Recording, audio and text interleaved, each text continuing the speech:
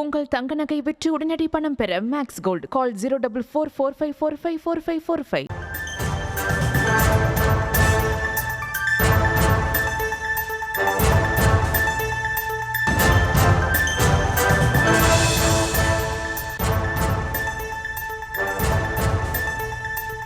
அண்மை செய்தியை பார்த்து வருகிறோம். தேனி அருகே பட்டாக்கத்தி மற்றும் அரிவாள் உள்ளிட்ட ஆயுதங்களுடன் தாக்குதலில் கூலிப்படையினர் ஈடுபட்டு வந்த நிலையில் உயிர் பயத்தில் கிராம மக்கள் பதறி ஓடிய அந்த காட்சிகளும் வெளியாக இருக்கிறது. தொடர்ந்து விரிவான விவரங்களோடு இணைகிறார்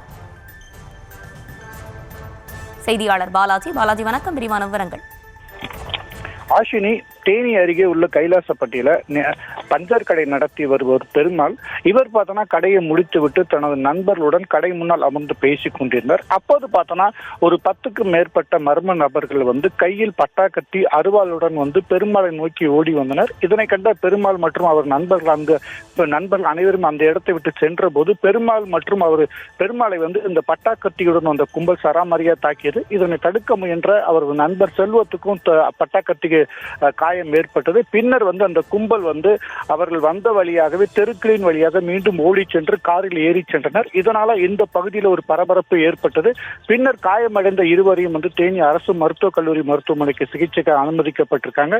மேலும் பார்த்தோன்னா நள்ளிரவில் கிராமத்துக்குள் பட்டாக்கத்தியுடன் புகுந்த நபர்களை கைது செய்யக்கோரி அந்த பகுதி மக்கள் போராட்டத்தில் ஈடுபட முயன்ற நிலையில காவல்துறையினர் அவர்களை சமாதானப்படுத்தி அனுப்பி வைத்தனர்.